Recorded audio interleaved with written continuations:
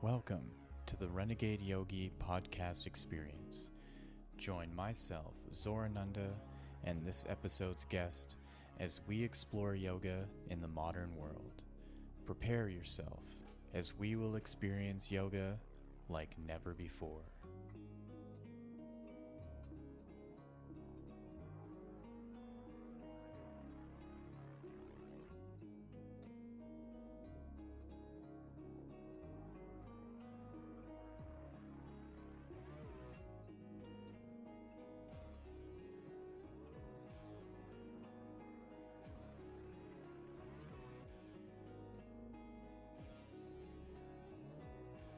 Hello and welcome to the Renegade Yogi Podcast Experience. My name is Zorananda.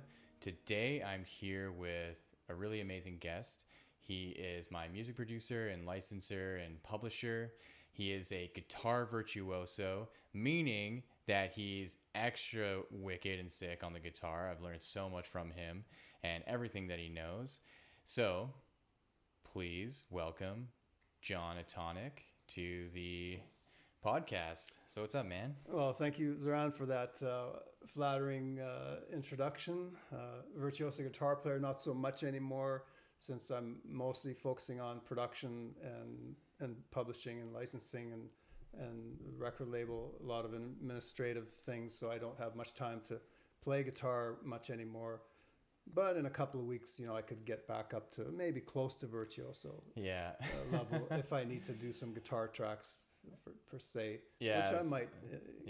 There's always something coming up that, I remember this project from many years ago that I still didn't finish, of my progressive jazz rock fusion stuff. Yeah, and, we were talking about that last night, right? We were recording. Just all the guitar stuff for a new EP that we're working on, and my hands were getting wrecked from playing over and over and over and over again, and just from all the times where you had to show me just some of the rhythm that you came up with, and getting me to record that. And that weird fingering of chords. Yeah, and I'm feeling it too now. That there's just this stiffness that's coming in, and it's just a mindfulness thing, right? It's like what I can do to, know my limits now, where I'm not an 18-year-old where I can just shred for hours, I remember just being in my apartment and, playing guitar for 6 hours, 5 hours without even knowing it, just blows by. Oh yeah. Right? Yeah. And learning guitar, it's like yoga for the fingers is what it is. You got to develop these stretches, especially if you're learning jazz chords. There's a lot of weird jazz chords that your fingers are doing all kinds of weird shit. All the diminished and augmented and flat nines and sharp fives. Yeah, it's crazy. But for the rock players, just the basic power chords. I mean, not much stretching going on there. So I guess what we can kind of get into, because obviously you're very talented. Every time I come to your house, I learn something brand new. You have this just database of terminology and systems and how things work.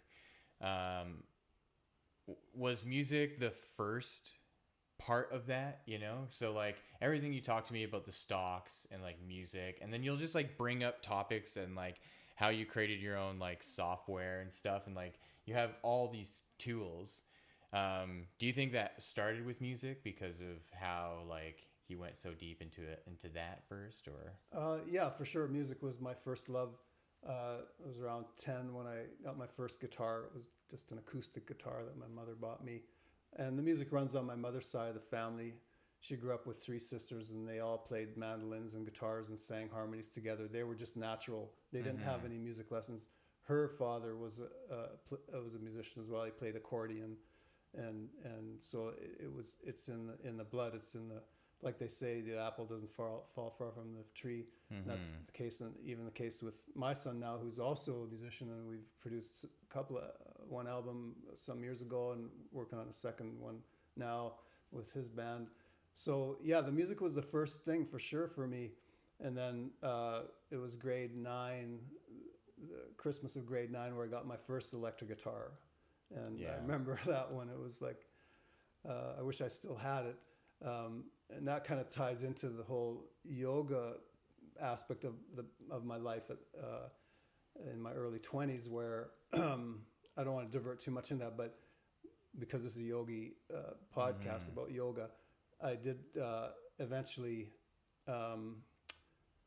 discover a guru and gave away everything and moved into an ashram. So I gave away my first guitar, which I really fucking regret that I did, to take on vows of chastity, poverty, and obedience. And that didn't last long until, I realized that's not a life for me, and went back into music. And it was, so stepping back a bit farther from that, as a teenager, after I got my first electric guitar, I had a few guitar lessons, but it seemed like every other week there was a new teacher, and I'm like, what the hell, and they weren't really showing me what I thought I needed to know to play, rock music. Like I was into Jimi Hendrix and Black Sabbath and Led Zeppelin and The Who, those type of bands, the Rolling Stones. Yeah. Man, those are all the bands that I was into. It's so crazy, the parallel. Yeah. And I even started at the same time. Like I was in grade 9. Yeah. It was like the summer of going into grade 10 where I got a guitar. Yeah. And so I get it, but I knew that with my guitar I was buying a piece of shit. Like it was just like some cheap like Barracuda, like who knows, like off-brand, just cherry red guitar. It's a life-changing moment, right? And I think it's incredible to see how you are now, right? And to only have known you for the last maybe like 6 years or 7 years. I think we originally met. I don't even know when it was the first time we met. I think it was 2012. Yeah. So that was when I started hanging out at Zenden. Yeah, that's right. Like Zenden and Nourish, and my first Astral Harvest Festival. Yeah, which is like holy fuck. But I think the first time I met you was at Sunbelly.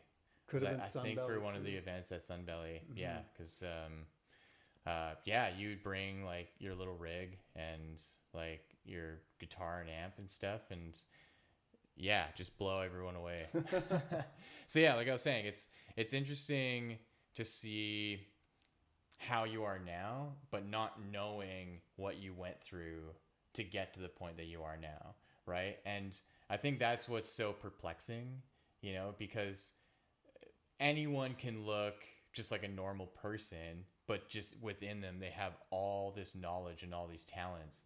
And that's the thing that I learned getting to know you through our friendship, is that at first it was like, oh, John's this really great guitarist, and then it was like, holy shit, he's this really amazing producer, and he knows all these crazy programs, and then he knows like Photoshop, and then he knows like software development, right? And I think that plays with yoga, right? Because that plays with self-development. So I wonder if you didn't go to the ashram and you didn't leave that life, would you have had the capacity to branch out this like natural ability of yours to just like really dive into material, right? Because like think about everything you know about music and all the terminology, right? Then it's like all these other things, you're applying yourself in the same way. That's an interesting thought, because I don't know what my path would have taken if I hadn't gone into the yoga and the ashram and following the guru and finding out what that was all about. But I do want to say about that is that I was at a point in my life, I was about 18, 19, I just graduated from high school, from a general diploma. I didn't have matriculation. I couldn't go to university. I couldn't even get into like a NAIT to study a trade even. I would need to go back to high school to get that stuff, and I never really excelled in those, maths and sciences. So art was my best subject in school, and I think I would have kind of lost my thought here. So, oh yeah, getting back to like where I was at emotionally at that point, like all of a sudden you're out of high school, all of a sudden all your friends are gone. They're all doing whatever, going to university, going to different colleges, whatever. And all of a sudden I found myself just totally alone. It was like, and I didn't know what my life was about anymore. It was like, I still maintained connection with one musician friend of mine who played the drums, and we tried to keep a band going. And then it became pretty clear. It was a pretty good wake-up call when he got an offer to join a rock band. And it was like, no, it's every man for himself now, you know? Like, yeah. I was trying to get into the band with him, but they didn't want me. They just wanted him. So it's like, you know, your high school buddy bandmates, you know, it doesn't work that way in the real world, right? And so I felt really alone, really isolated, really depressed. I went through a major depression in my life at that point, and was just reaching out, searching for something. So I was vulnerable emotionally to be sucked into how cults work.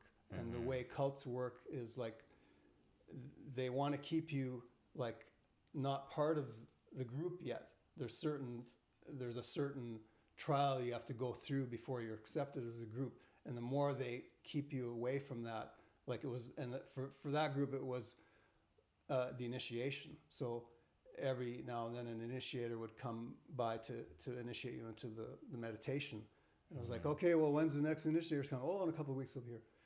But they just said, no, keep coming to satsang, keep listening to, you know, satsang.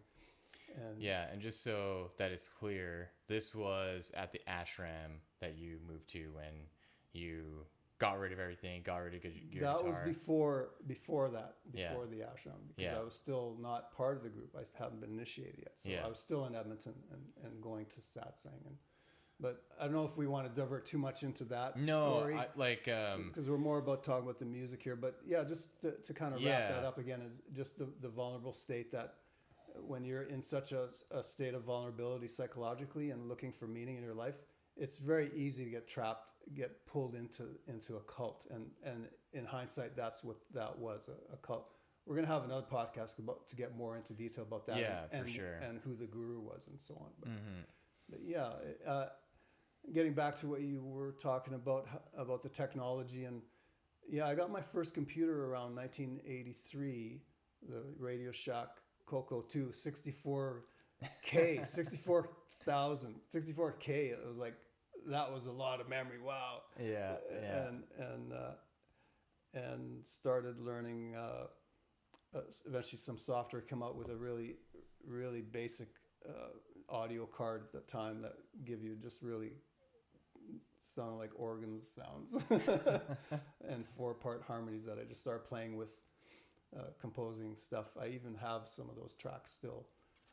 That's the one thing that I really appreciate about just how your system is just within your studio, is like you have music and recordings from like the 80s, you know, or like music that you've worked on for 20 years and finally got to the point to actually finish it, like we were listening to the other night.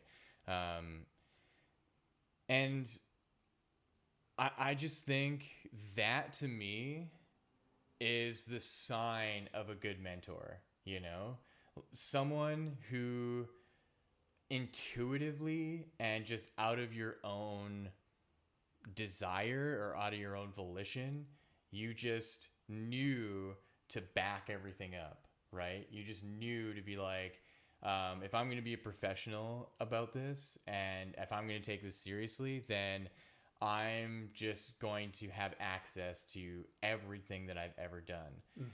And so I think what that's set me up for is a way to learn how to operate that way, right? And that's how I consider you a mentor, that it's not just we're friends and you're my music producer, that there's a fixed like variable there, right? And the fixed variable is actually the mentorship part of just like what I'm learning, because you'll just honestly assess things for me, right? You'll be like, yeah, this isn't working. And as much as my personality wants to suddenly reject it, you know, like last night where you're like, yeah, I think your setup and your podcast is like, you should have a table and like all this stuff, right? Immediately I was just like, oh. And then I just sat with it for a second. I was like, you know what? Yeah, you're totally right. And then it took till this morning, till today, where I was looking at it and I was like, oh yeah, it is a simple fix where I can keep everything the way that it is, put a bigger table here, reposition the cameras. And that is what tells me that the mentorship is working, right?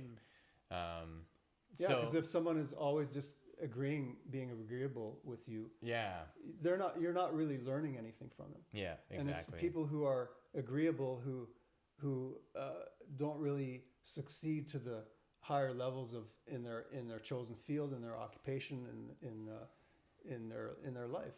Yeah, because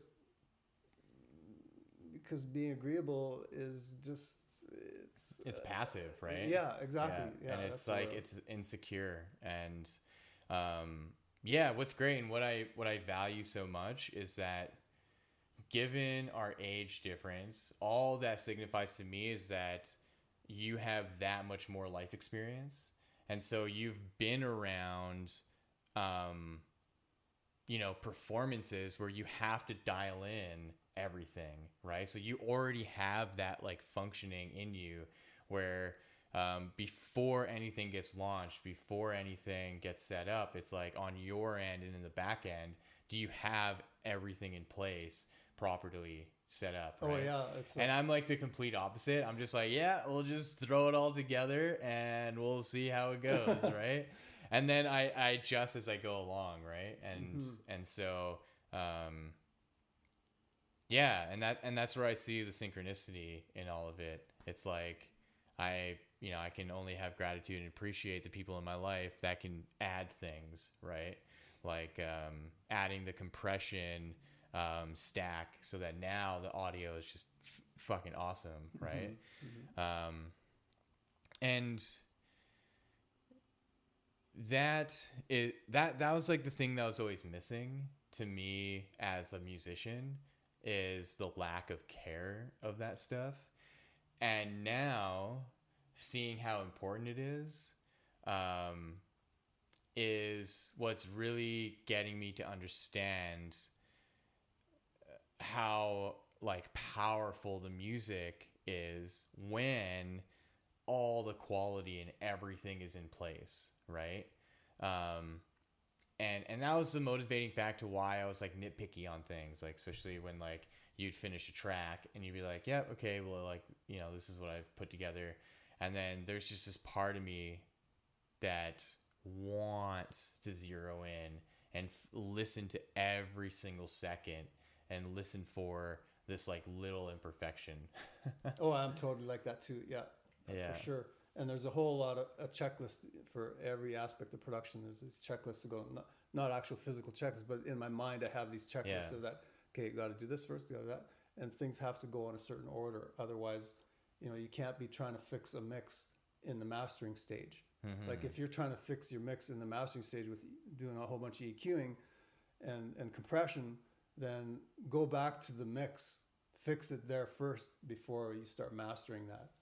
Yeah. So the little things like that are really important. And like you said, with mentorship, something I never had in my life as a musician, I never had a mentor that could like steer me in the right direction. It seemed, part of it I think is my own fault, because I was so shy and so inhibited and so introverted, and I didn't know how to ask for help. I was just like, a scared little kid, and it took me a long time to get past that stage, and I had to be my own mentor because my left brain is so analytical, and even though I'm very creative, my left brain is very dominant as well, and very analytical, and very like I want to know everything about everything. Yeah, and I see how that shows up, right? When you show me the stems that you created for every single song, right?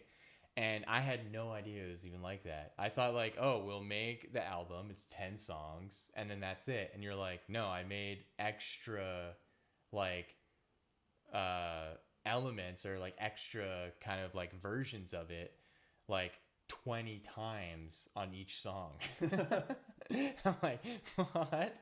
Yeah, so you can do a remix of just the drums and just a guitar, or just a bass and the drums, or just whatever you want. Like, and the reason for that is because in music publishing, and what my company's publishing goals are, is to get synchronization licenses, which means getting the music synced to film, television, advertising, commercials, that sort of stuff.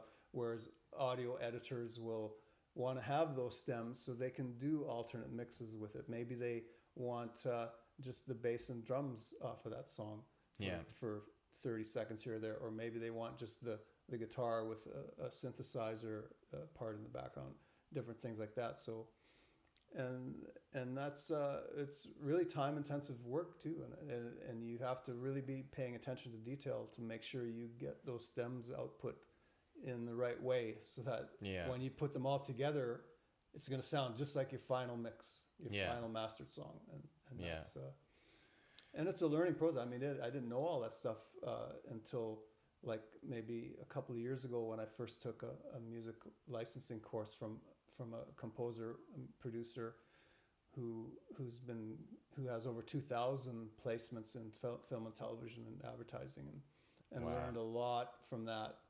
And then the publishing business, I didn't know anything about either. I knew enough about artist management and song registrations and all the different income streams that a songwriter can have, and like your SOCAN registrations to get royalties for performance rights, and the different copyrights that exist, and but I didn't know about the publishing business until after taking the sync licensing thing and that's the thing that like most musicians don't even know about. Like, I didn't have any idea on how any of that works, and coming to you initially and asking you to record me doing the guided meditations, like the Future Life Progression guided meditations, that opened up that whole world, right? Because then you're like, okay, if we're going to do this, then I'm going to need to sign you on so that we can distribute profit evenly, right? Through whenever this starts to generate income, right? And it's interesting to look back at that point and then fast forward to now and seeing how there's now a more clear course direction, right? And how starting with one thing naturally evolves into more, right? Yeah, and it was the next thing you said, oh, I got these guitar things, I just come up with these guitar things. I'm like, oh, hey, let's do something with that. And it's like, let's talk about Mystical Rhythms album. Rhythms, our first album we did together, and because I listened to that, and it's like, holy shit, did I do all that? Like, that's what amazes me in just about everything that I produce, and then I'm away for a while. When you're in it, you're just saturated with it, and it's like, oh God, I can't wait till this is over with, because I've heard this same thing like a billion times, and I just want to get it done. But then it's done, and then 6 months later you decide to listen to it again. It's like, holy shit, did I do that? And I almost amazed myself. I think, how did I do that? But it happened, and it's like, just take these little guitar parts from you, 3-4 bar progressions, and then you just said, go do whatever you want with it. Yeah, and it'd be great because I originally just recorded all that stuff on my phone, right? And it'd be so funny because this is when I was living in Sun Valley, this beautiful kind of like historical home with 6 other people. And I would literally wake up some days and immediately just go to my guitar and start playing. And some of those tracks were some of that stuff, you know, where I have this interesting relationship with my guitar where I'll go without playing for like 2 months, where I just won't even touch my guitar. And I don't even get mad about it. I don't even beat myself up. I just recognize that there's some kind of integration happening, and I just let it go, right? And then there'll be this morning I wake up, say if I do my meditation, do my yoga practice, and then suddenly I just have this urge to play my guitar, and all this beautiful music comes out. And then I'll be like, wow, I didn't play my guitar for a month, and this is what's coming out of it. And I feel like I sort of advanced somehow, you know, in that month of not playing. And then I'll just obsess about guitar after that. I'll just go on this huge wave of just like recording stuff regularly and daily. And then it turns out that, you know, there's like 2 albums worth of material. 'Cause I think for Mystical Rhythms, there was Ignite that was brand new that I made up on the spot while recording another song. Right? I was just like, oh man, we need to record this right now, right? And Fragrance was a new one that I made for it. And Westward. And I'm thinking that there's one more. The Search. Because then all the other ones were like years old, right? Like in Lane Dark was already 4 years old at that point, right? And that one to me is like the masterpiece of it all, right? Because it's like the longest song. It's 5 minutes or so. Every other one is around 2 minutes, 3 minutes.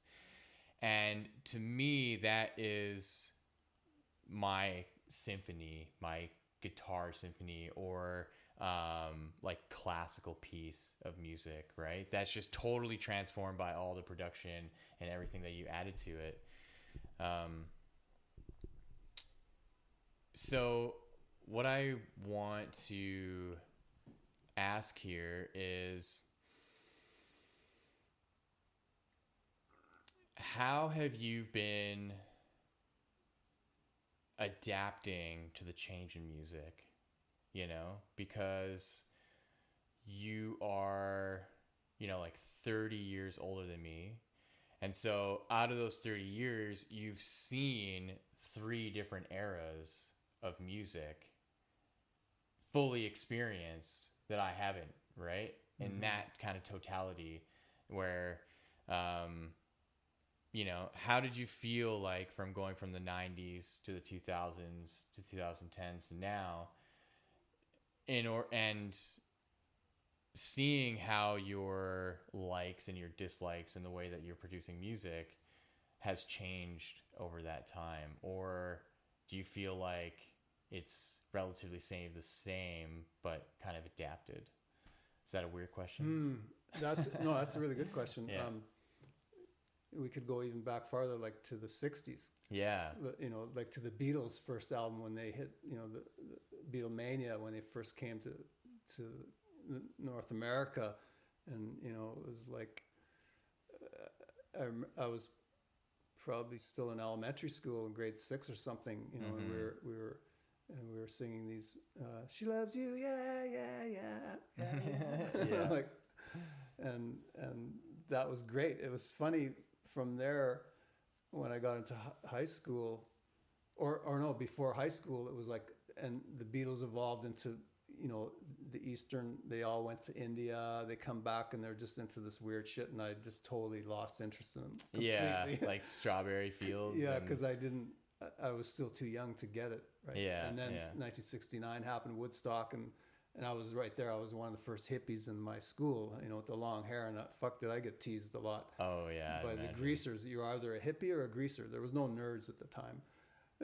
hippies are greasers. Like greaser would be like Fonzie. Yeah, Right? yeah, The yeah. Fonzie guy. And like The Outsiders, right? Like the movie The Outsiders. I'm not familiar with that one, but I think Ralph Macchio is in it.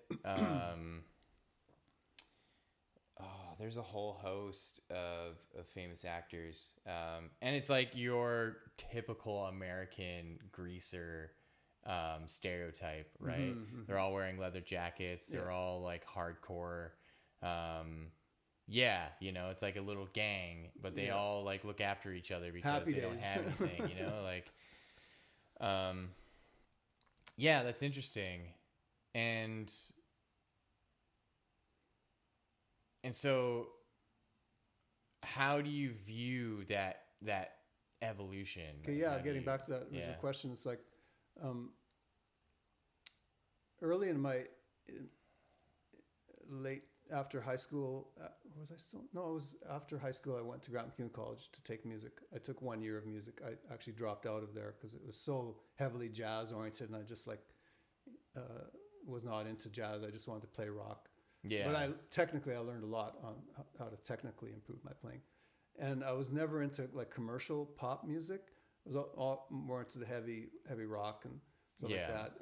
And then and through the years, I've always had a leaning towards a more progressive rock, like Genesis and who were some of the other bands back then. I can't even remember, but I was never into mainstream pop music. Like what about like Boston? Boston, I listened to some of that later. That was the 80s, I think. Yeah. Boston. And then over the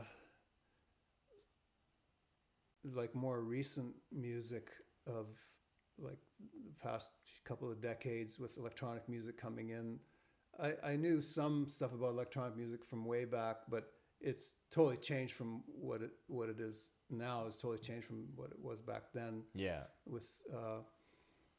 And I really got drawn into modern electronic music probably around 2012, 13, 14, then started getting the right software to look into that stuff. But I really had a kind of a love-hate relationship with how it all evolved, because back in the 80s, we were all playing in rock bands, playing cover bands, and making good money, touring across Canada, doing six-nighters. And you had your own PA, your own sound man, your own lights, everything you hauled around, set up, play the gig. You stayed in the hotel.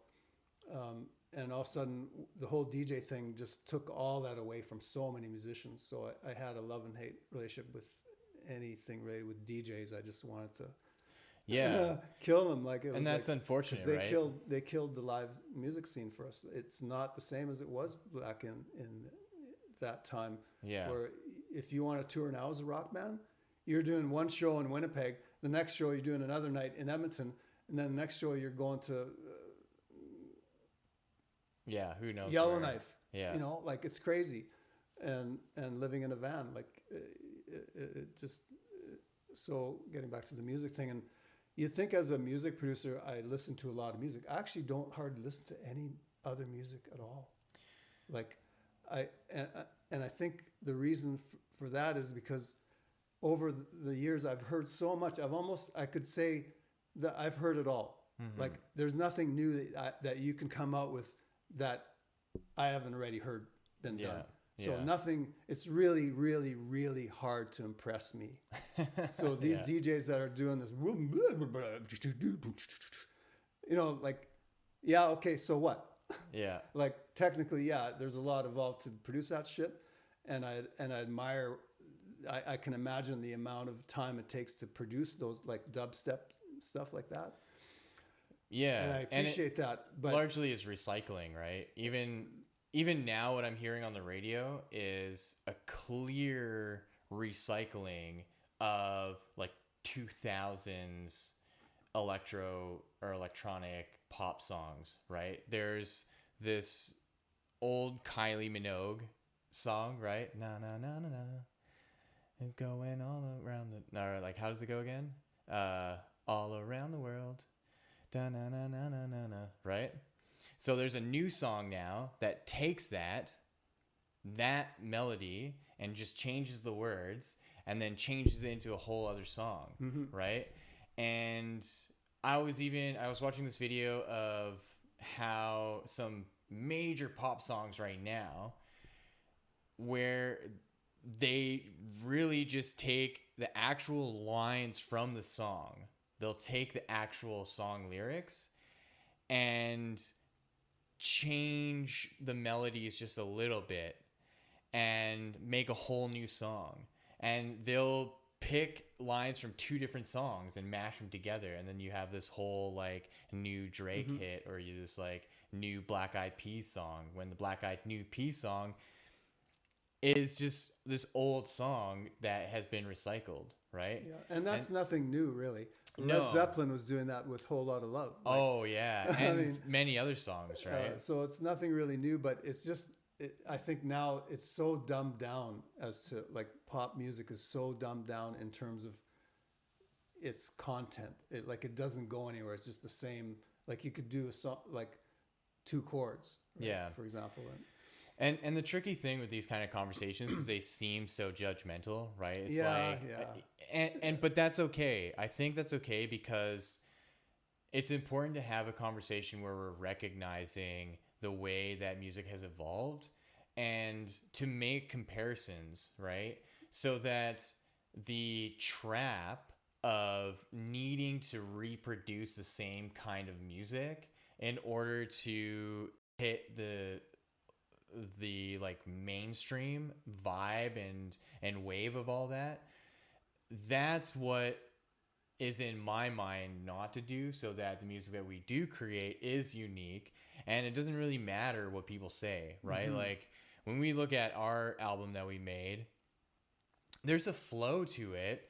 Every song is so wildly different, and there's simple patterns to it, right?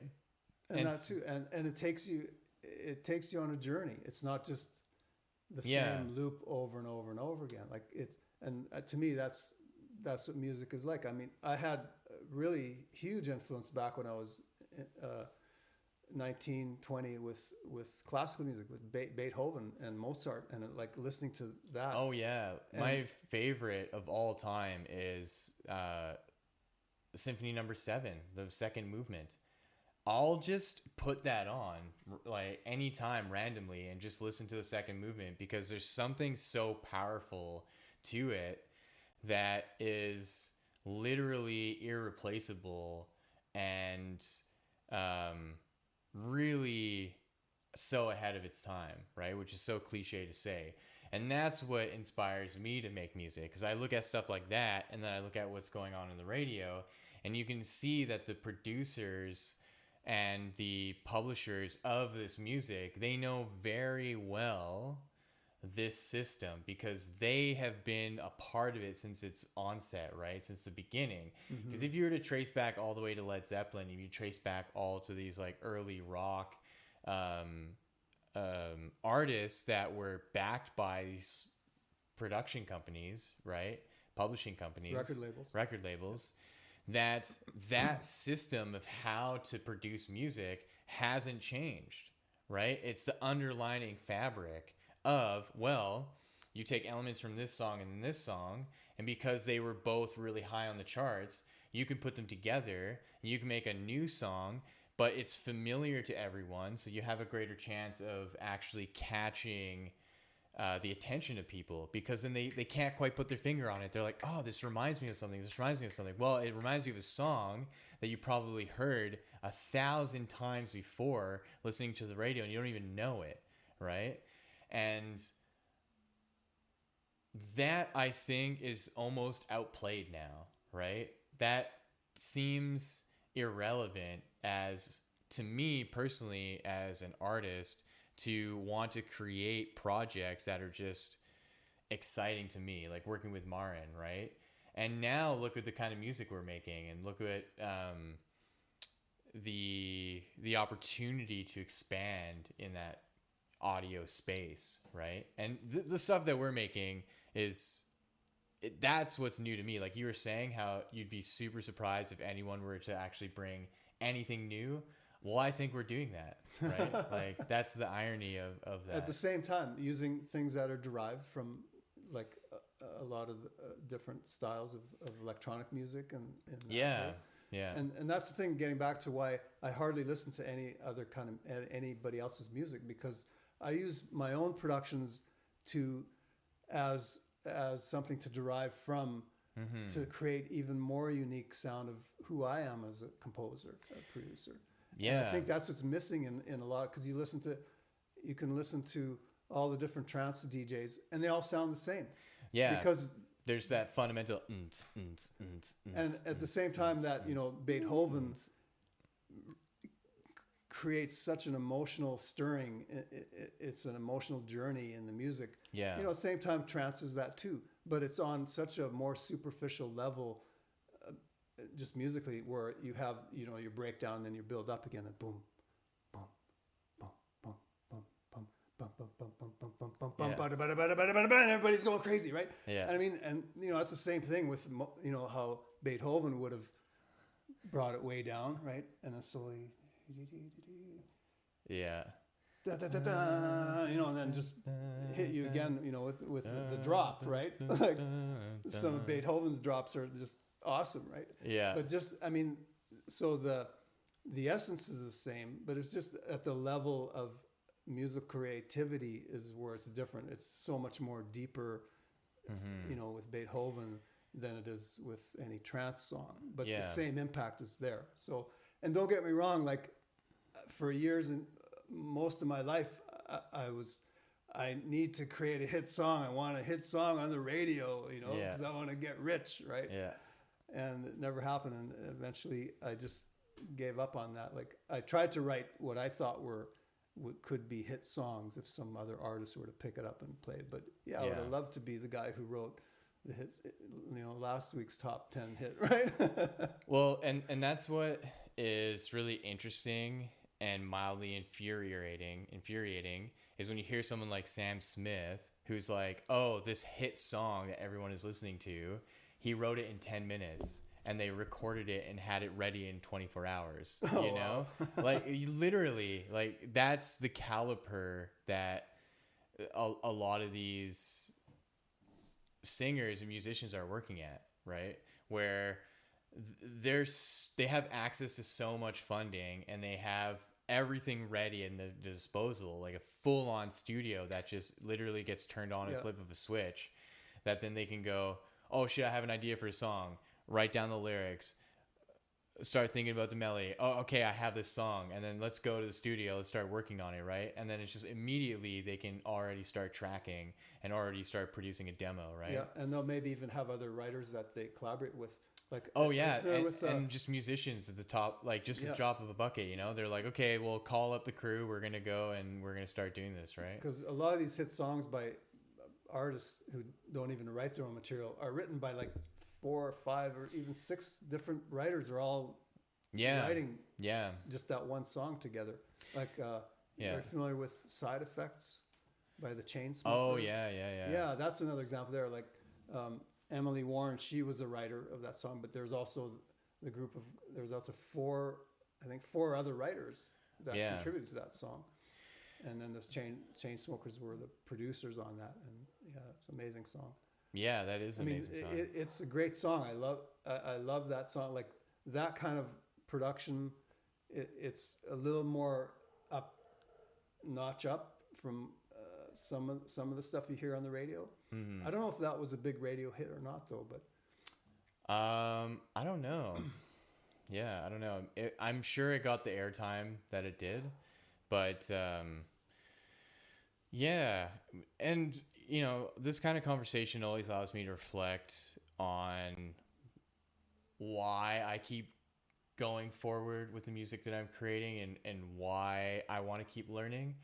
And it always comes back to some of the first realizations that I had playing guitar and how hard it was, and the first 4 years of just absolutely struggling and seeing how angry I would get because in my mind, I'm like, oh, I find something clicked, right? Like relative minors. Like I remember being in my apartment when I lived with my brother, when I was 19 years old, being like, oh, holy shit, relative minors, that's what connects everything together, right? So if I'm playing G major, there's E minor in it. And then but then trying to get my fingers to actually do it, trying to actually get my physical body to compute so that I can smoothly go from this chord to this chord and play melodies in it. And having my whole body reject doing it properly, and just wanting to smash my guitar and being like, oh my God, this is teaching me about myself. This is so much more than just the actual instrument. This is emotional now, right? I'm actually getting triggered emotionally because my brain and my mind and my body aren't sticking together in this. And seeing how music in my life supersedes the need for a career in monetary, right? Where that's obviously a goal in it. That's obviously something it's a whole industry, right? There's a lot to make that is potential in there, right? But then the actual foundation of it is that me personally choosing to learn music has nothing to do with anyone outside of me. It has nothing to do with money. It has nothing to do with any of that. It's a personal solo journey of learning instruments to learn about myself and my own capacity to actually perform fluidly with the instrument. That's what brings in the money, right? That's where it's impressive, because once you have that dialed in and once you can really showcase all of who you are in that emotional capacity through that instrument, then it's, there's a spotlight and a limelight. And that's, for me, has always been a struggle, because out of my entire family, I'm the pioneer, right? Mm-hmm. So like when my dad was a kid, like he grew up in Serbia and he played some, kind of 4-string guitars. There's like Serbian, there's like European kind of style lutes, right? And that was it. And my siblings don't play any instruments, or my sisters were taught piano for a couple years, but then they stopped playing it. But I was the only one that took on the task, that was like, I'm going to do this for the rest of my life. And it's interesting to see how much struggle shapes that spiritual realization within it, right? Because I think it is spiritual. I think having the realization that, oh, I'm actually advancing myself through this instrument. I'm actually increasing something within me to have a capacity to express myself through a whole other language, right? It's literally a whole other language. And there's an interface, right? All the musical scoring, all the musical notation is the actual logical language of it. And then playing the notes and hearing the language, you are literally speaking a language through your instrument. That's what that is. And we just call it sound, we just call it music when we are conveying a language. And that language, I feel, through the mainstream and the obvious manipulation and co-option of how pop music is so deranged, right? It's so deranged. There's something deranged about it. And it's not to say we slip into this whole like satanic panic and all that bullshit, but there's a contorted aspect of why the videos are so deranged, and then why sometimes the artists are so deranged, and why the music is so deranged, even though it's so like poppy and like, but then like you watch videos from The Weeknd or Billie Eilish or something, and they're fucking weird. They're just weird videos with this super poppy music. And that to me is this signal of what are they communicating in their language of their music, right? So when you hear the music and you hear everything compiled together, what are they telling you and what are they communicating? And chances are you won't even know, because I think a lot of that is kept kind of personal, right? Yeah, probably. And I think some of them don't even know what Yeah. it is themselves. Yeah, and that's But it's essentially, like you're saying, a struggle. It comes from a struggle. And I think every artist goes through those struggles. And you know, people say, oh, follow your bliss and blah, blah, blah. No, follow the struggle. That's where the creativity just comes out of those struggles. Like, you think, you know, Beethoven wrote the most incredible symphonies because he was blissed out all the time? No. Well, even you said Beethoven, right? Yeah. Yeah, even with Mozart, you know, where he died when he was like 36. Yeah. And he just had all these various health conditions. And amidst all of that, he's creating all of this incredible music, right? I think there's something lost within the conveying of that language of music, right? In why we want to know about someone's struggle, right? And so, for example, when you look at the mainstream and you look at a lot of the hip hop, a lot of the pop, a lot of the rock,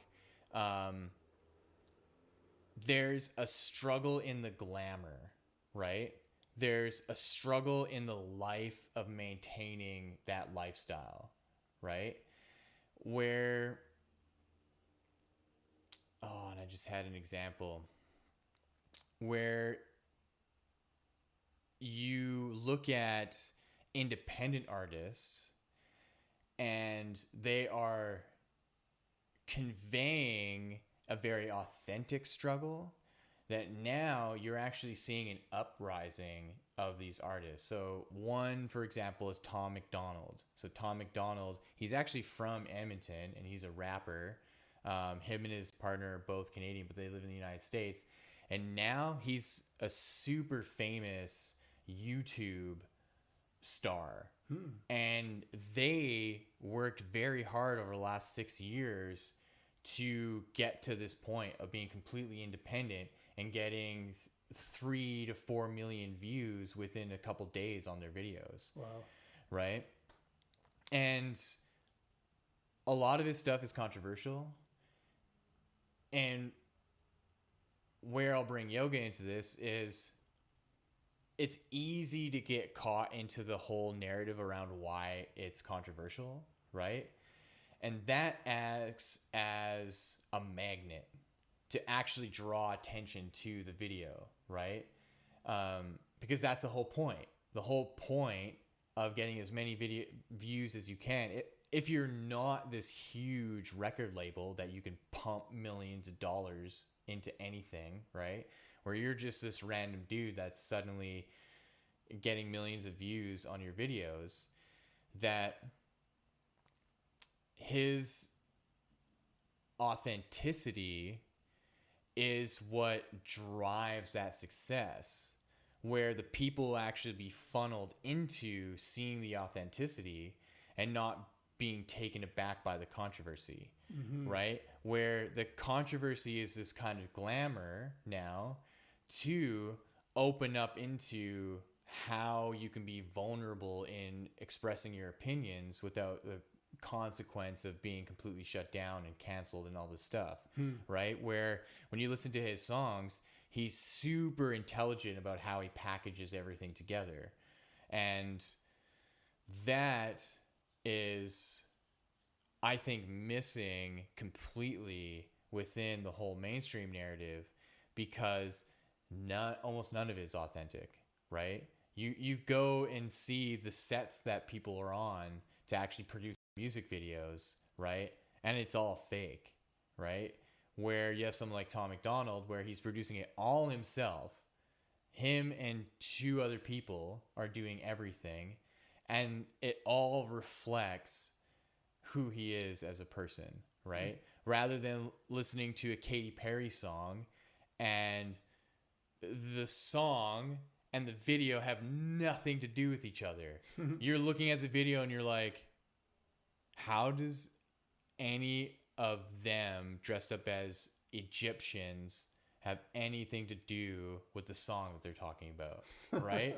And it's just this huge cognitive dissonance, right? And this like weird convoluted confusion that's unnecessary, I think, right? Yeah, it'd be like me taking one of our songs, like Fragrance, and having like death metal video playing. Right? It's just such a, like, it's just so weird. I don't know why they do it. It's just so weird. So it's refreshing to have independent people that are coming up and getting hella views. They're getting a lot of attention and they're being authentic. And that's where I want us to go in what we're doing, right? And we're taking on the opportunities that come up naturally, like we were talking about last night. And then the videos that we plan to make or the music that we plan to make. I want to touch on that, what you're saying about the struggle. Yeah. And my struggle, there was a point in the late 80s when the whole touring music scene just sort of ended for all of us musicians that were relying on that. I came to a point where, okay, well, and I always said a joke like, the joke, don't quit your day job. If you want to be a musician, don't quit your day job. Well, I never had a day job. So here I was stuck with, okay, I think I'm going to have to get a day job now. Mm-hmm. So I explored different avenues and went to college, learned some video communications diploma, Graham Kuhn, and did a 2-year diploma in that, and then tried to work my way into the video production business with that, and eventually did get into one of Western Canada's leading video production companies at the time. It was called Vicom Multimedia. Oh yeah, that's right. It was the first highest paying job I got, and I actually started out as the night dubber. So my shift was 4 a.m. till noon. That was crazy, but I was there by myself all night till 8 when people started coming in for the day shift, and it was a great job. I did the dubbing, dubbed videos overnight, and when my dubs were done, I could just sort of explore whatever I wanted in the company, and so I started exploring more in the multimedia programming area, and eventually got a promotion into multimedia programming from the video production department into the multimedia department. Shortly after that, 1999, 2000, that whole industry crashed. It was because all these people were coming out now in the multimedia production. This was doing multimedia. It's not what you think of today's multimedia. Multimedia back then was CD-ROMs that you'd plug in, and it would have like a CD-ROM course that you would take on CD-ROM, and you'd go through the course and do the exercises, and then do the exams at the end of each section, and then you passed. The company Vicom did a lot of. Their main focus was in occupational safety and health and training workers and different things like that. Like Syncrude was one of their big clients of all time. So going from that to all of a sudden now that all these people were getting multimedia programming diplomas from other places and doing it in their basements, and all of a sudden nobody's going to pay huge dollars for that kind of work anymore. Yeah, when someone can just contract it out and be like, hey, my service is significantly less than a giant corporation.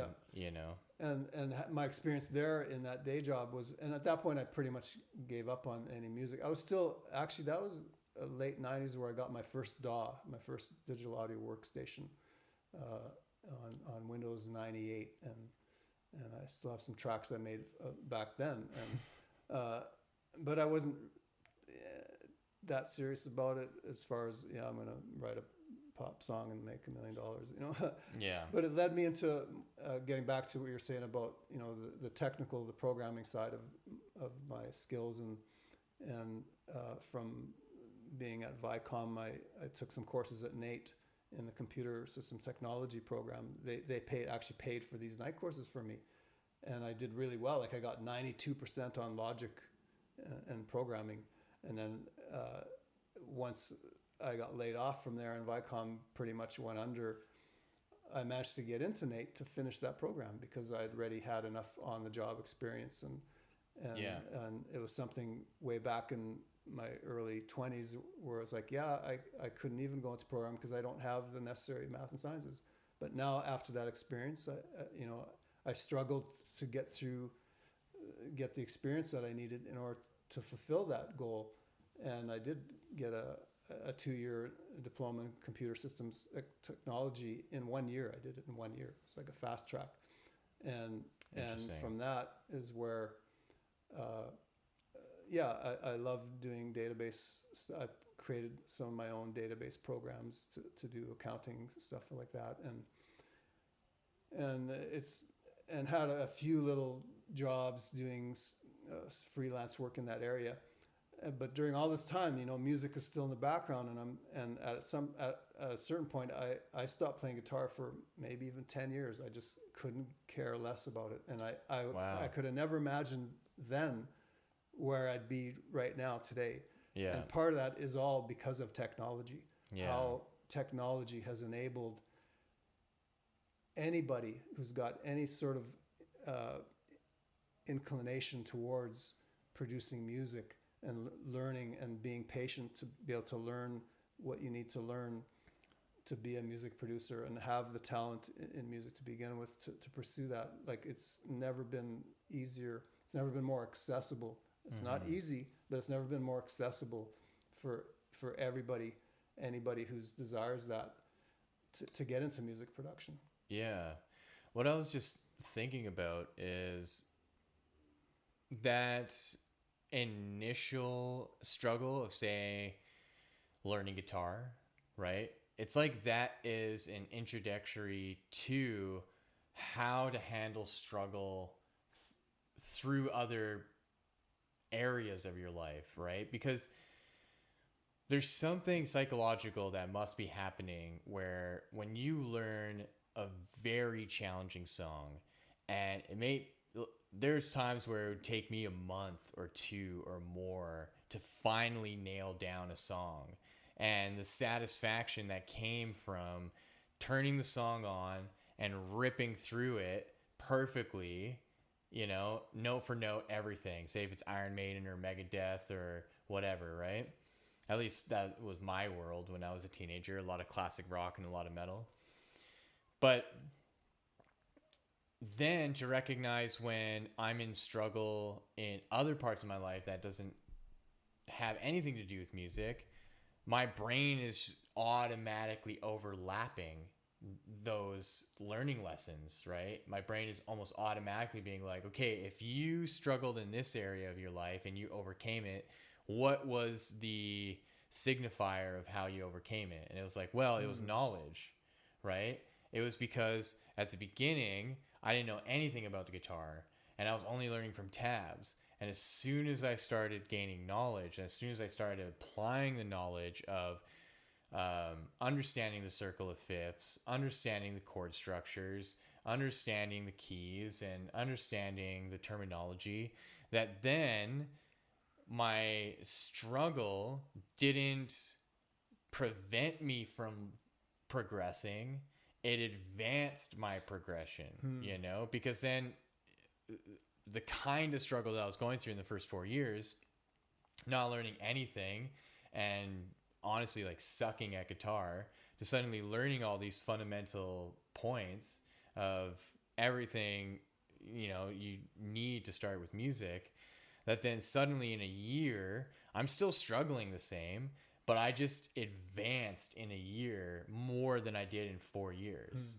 Right. And I think that is so valuable. And, it's just something that I want to encourage anyone. And that's what I tell. And that's what I've been telling people for the last 10 years plus.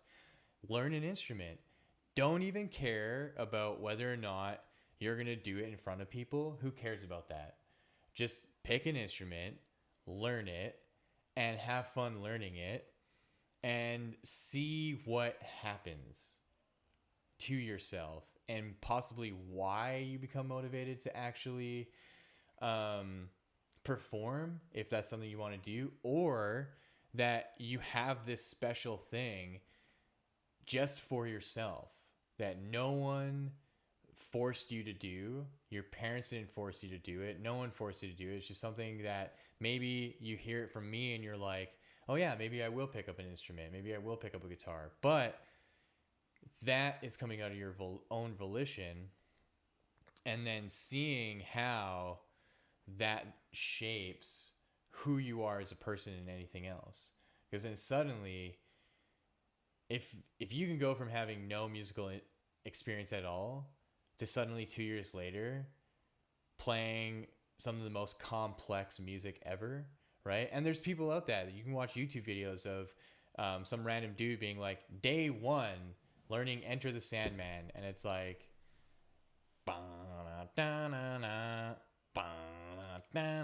right? Super simple, just learning, to 2 years later,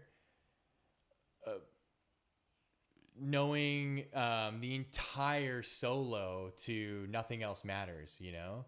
And how just playing every day for 2 years got to this point where this person's just like, just ripping through it, right?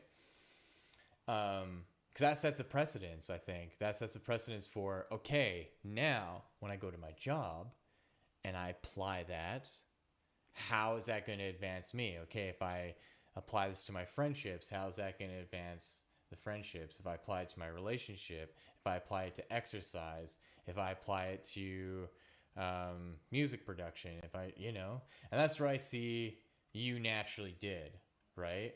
Where when I look at everything you know about Photoshop and you're just showing me and you just know it, like just like you're reading the manual, right?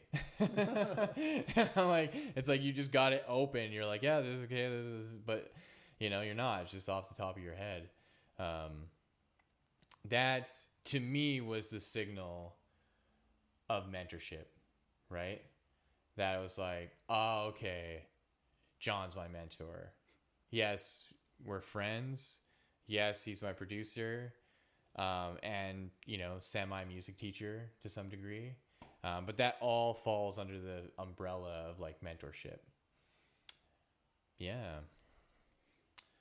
And I have to say, you've taught me a lot too in the few years that we've gotten to know each other more, and just the amazing ideas that you come up with about life and about the world and about people and about just things that I would never ever consider, and showing me some different breathing techniques and stuff like that. And even though I don't practice yoga, I did when in my early 20s when I was in the ashram thing, and it was 6 a.m. You got up and you did yoga for an hour before breakfast, and I became actually fairly advanced in yoga I can still, even to this day, I'm still very flexible, and I can easily get back to that same point I was at in my 20s.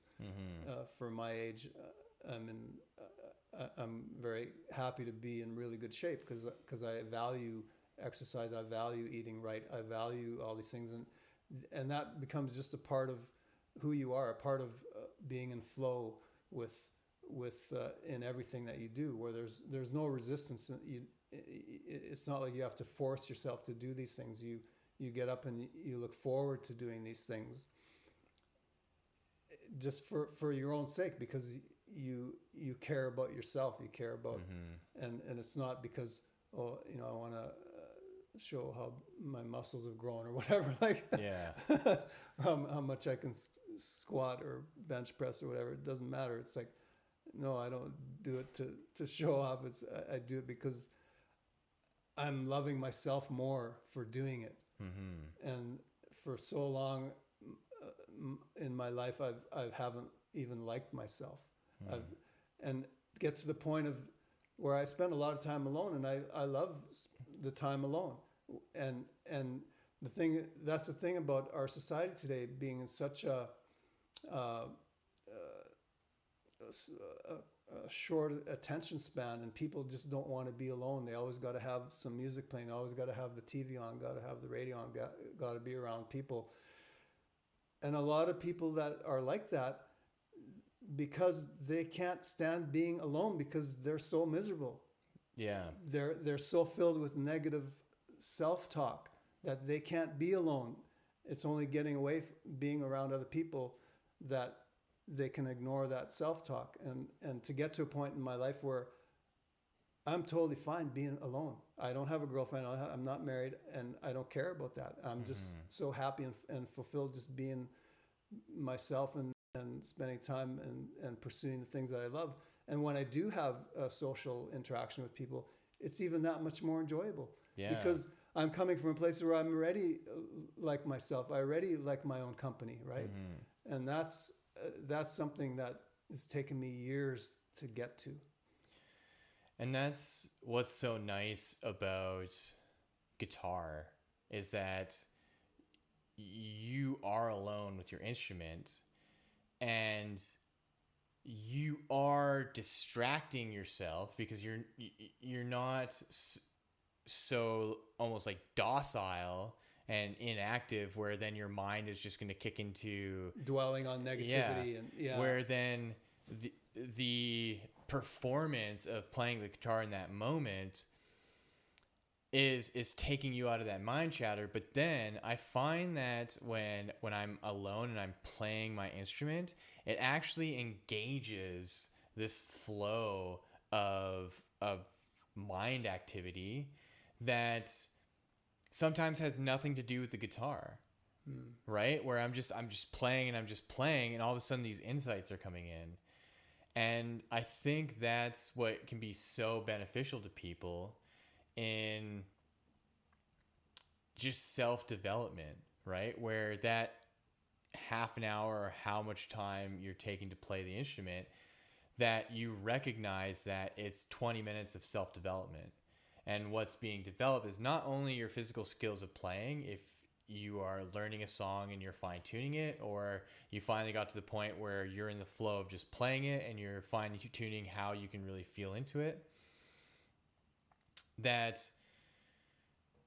the self-development is going to further your confidence and your comfort in being alone, because you're going to want to play music more, right? You're going to want to play your own music. You want to express yourself through that music more. And so then when you put your guitar down, you'll naturally want to spend time reflecting on what you just did, right? And think about music a little bit more before you even go on. And I remember when I was in my early 20s, I really started getting obsessed with metal, particularly old neoclassical metal, Cacophony, Yngwie Malmsteen, and Malmsteen. yeah, those two particular, and then into, Megadeth. And I really got obsessed with Cacophony and Jason Becker and Marty Friedman, and being so mind blown by their talent and their skill. And I kind of forget where I was going with this, but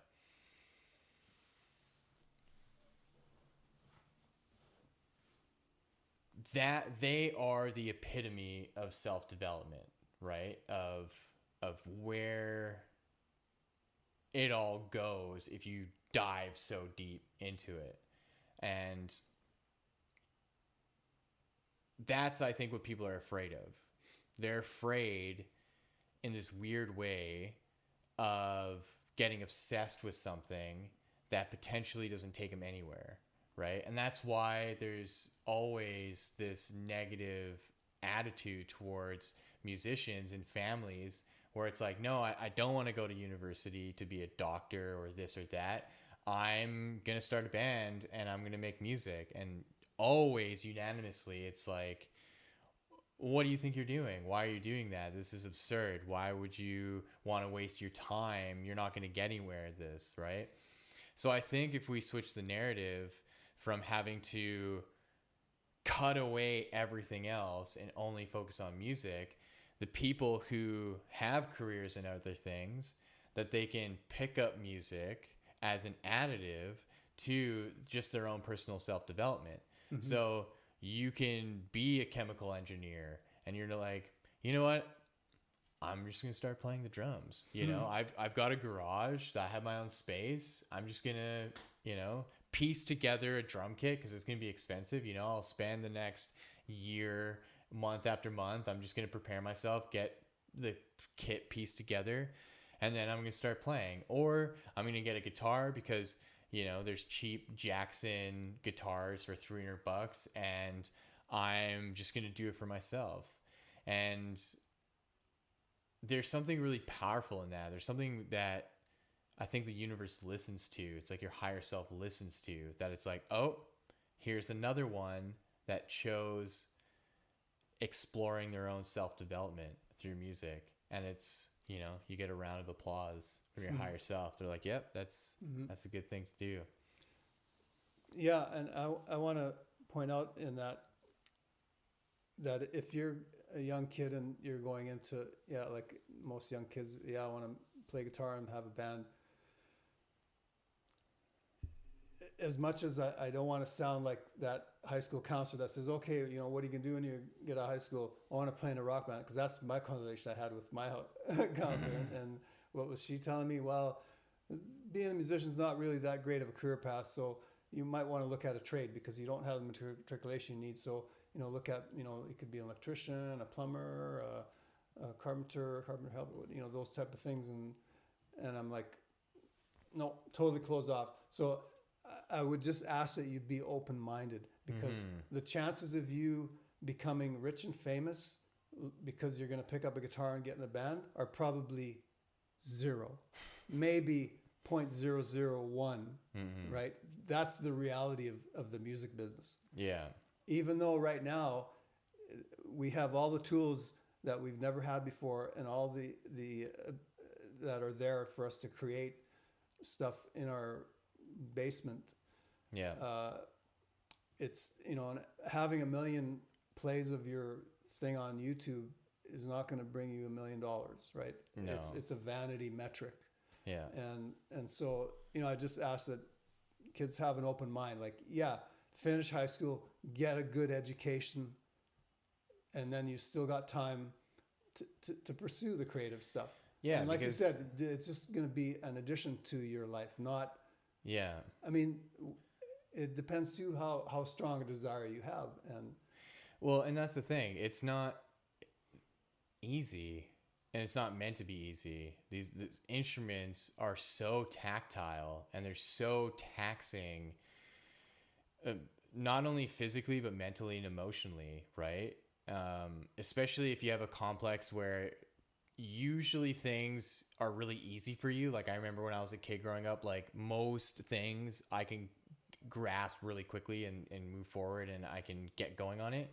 Guitar was the only thing that just halted me in my tracks. I was like, no, you can't rush through this shit. You have to put in the hours, and you have to put in the work, right? And so that is just naturally intimidating, but I tell people to do it anyway, and I try to plant the seeds, because in a world of music that's so heavily dominated by pop culture, and joining into this industry, right, where I think there can be like artisan musicians who have no affiliation with any market. You know, they have no affiliation with any industry, and they are just buying an instrument for themselves to just learn the songs that they want to fucking learn. And they'll never put a video up. They'll never put a recording up. They'll never do a show. And I think that's really beautiful, because I think that's just doing something and putting something out into the world in the moment that no one has control over except you, right? So when I'm just in my living room by myself, or in my studio here, and I have my guitar and I just close my eyes and I start playing, I'm doing something in the moment that no authority figure outside of myself can stop me. And that's so empowering. And then to feel like I just spent the last 16 years of my life to get to this point, to have this freedom, to fully express myself through this language and not even record it, not even do anything. I'm purely playing this for myself. And it's so magical and uplifting. And it really almost creates this charge of energy around you. And it's so special. And that to me, and I think we can kind of end it off here. So we're well over an hour, but like the whole idea of sound healing, right? And how over the last 20 years, sound healing has emerged within the world of what music is. Because for decades, it's been entertainment, right? It's like rock and country and jazz and blues, and it's all for this entertaining purpose, right? No matter what the content, right? Blues is so soulful and so heartfelt, but it's still for entertainment, right? Where then you have sound healing that slipped into entertainment, right? It kind of slipped into yoga festivals and slipped into yoga workshops where there's a whole bunch of people and you're playing these beautiful singing bowls and weird instruments, right? Yeah, I've participated in quite a few of those over the past few years, and it had tremendous benefits. But I think even just by yourself with any instrument, you can be playing a trumpet and you can just be in it and feeling it and just lost in everything that there is. That is sound healing. Absolutely. Right? Because you're allowing and you're opening yourself up to the vibrations of music in a way that your left and right brain have almost no negative reaction to, right? It's like your left brain all of a sudden gears down and your right brain becomes more sensitive. And then suddenly there's this unification. You're having this immensely beautiful moment where you're not even keeping track of time. I remember moments where it was with this one song called Images by Cacophony, where halfway through there's this really beautiful sweeping part, and it's so intense, and I learned it. And I remember getting home from work, working at a restaurant as the line cook, and coming home and smoking a bunch of weed and then playing that part for 4 hours straight. For 4 hours straight, right? I had this like massive BC Rich Warlock guitar that the strings were like literally like a millimeter away. So it's just butter, right? It's just, you don't have any effort in pressing the frets down. And so sweeping is super easy. And then I just did it over and over and over again. And I didn't even realize. I just stopped and I was like, what time is it? Because I got home at 1 and it's 4 a.m.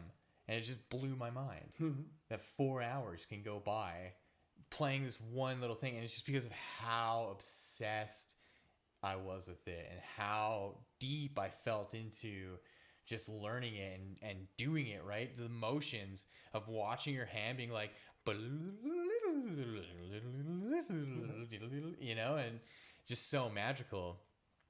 And that is what I think is so special that people really need to get into. And it can be on the ukulele. It can be on anything, right? Anything that you just want to pick up and learn, you know? And it's about that focus. Yeah. That calms the mind, that puts you in a receptive state of awareness where there's no more judgment about anything. You're just in the flow because you're so focused, and there's no room for thoughts to get in the way to distract you. Yeah. And I've experienced that so much too in playing the guitar. There's a composer, I can't remember who it was. He says he makes 3 kinds of music, right? One for everyone, right? One for the like upper class, and then one for God that no one hears, right? And that always stuck with me. And I have done that to the point where I would be by myself with my guitar and just breathe. And before I even play anything, I just connect to that, and I'm just like, I'm just going to let whatever comes out. That's largely how Enlightened Dark came about. Yeah. And because it was over such a long period of time, it was like probably a year that it took to actually put all that together when I first started working on it, because I would come up with one part and I'd let it be, and then come back and would be playing something, and it would just immediately connect, in my mind. It would be like, oh yeah, that's going to go with this. So with that, is there any last thing you want to share or say? I had some thoughts I was reflecting on when you're talking about, learning guitar and being an awesome guitar player, and to shred these amazing things. And yeah, I just had recalled my son Ryan, who he's 30 now, and when he was in high school, they have music class in high school, but it wasn't the same when I was in high school. It's like rock. It's like how to be in a rock band, high school music, not like playing the trombone, which I had to try to do. Yeah, like weird, like just band like music. Band, like 50s. Orchestral band. Yeah. So, and he just excelled at the guitar. Like one day he came home. Well, he had started by getting introduced to all these classic rock guitar players through Guitar Hero. He was a video game nerd. And he actually won a contest in Guitar Heroes, and was on morning breakfast show or something on local TV. Yeah. Interviewed and stuff like that. And then next thing you know, he comes, Dad, I want an electric guitar. I'm like, okay. And both him and his mom and I, actually we met and as musicians. She's a singer, and we put a band together, and we toured for a few years before he came along.